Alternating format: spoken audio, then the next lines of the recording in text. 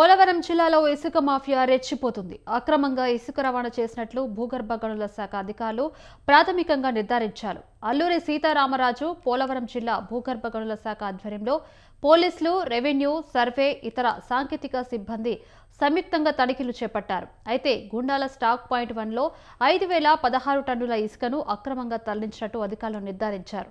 2024 July నుంచి 2025 June 19 వరకు నిర్వహించిన స్టాక్ పాయింట్కు సంబంధించిన రికార్డులను పరిశీలిస్తున్నామని అధికారులు అంటున్నారు. ఇసుకను అక్రమంగా తరలించడమే కాకుండా అదనంగా ఇసుక తవ్వి రవాణా చేశారని కూడా ఫిర్యాదులు అందాయని అధికారులు అంటున్నారు.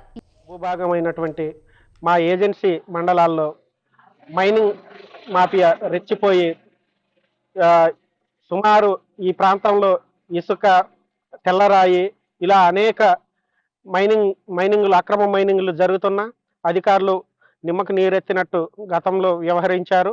ఇప్పుడు వచ్చినటువంటి కలెక్టర్ గారు మైనింగ్ మీద ప్రత్యేక శ్రద్ధ చూపించి గుండాల ఇసుక ర్యాంపు ముఖ్యంగా ఈ ప్రాంతంలో అత్యంత పాపులర్ అయినటువంటి ఆ గుండాల ఇసుక ర్యాంప్లో ముఖ్యంగా 2 స్టాక్ పాయింట్లు పెట్టడం జరిగింది.